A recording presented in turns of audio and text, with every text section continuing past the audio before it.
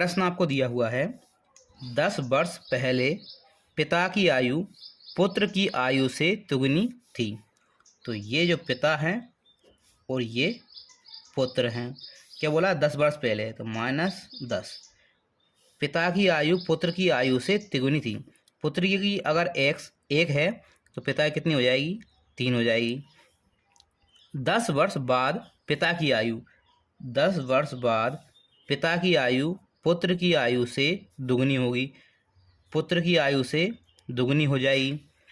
इनकी वर्तमान आयु किस अनुपात में है, तो पहले अंतर देखते हैं हम।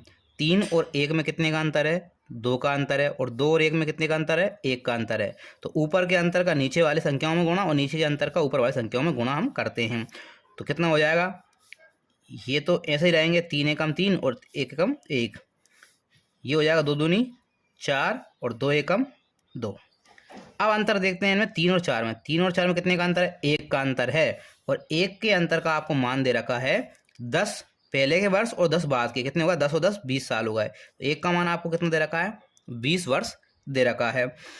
तो हम पहले निकालते हैं पिता की आयु 10 वर्ष पहले कितनी आ जाएगी। जब 1 का मान 20 है, 3 का मान कितना हो जाएगा, 3 का मान हो जाएगा हमारा 3 दूनी 6, कितना हो जाएगा 60।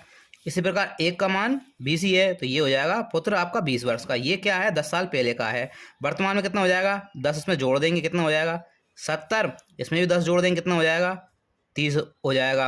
अनुपात पूछा है तो 70/30, 0 से 0 काट दी, कितना आ जाएगा 7:3। ये इनकी वर्तमान आयु का क्या है, अनुपात है, आपके क्वेश्चन का आंसर।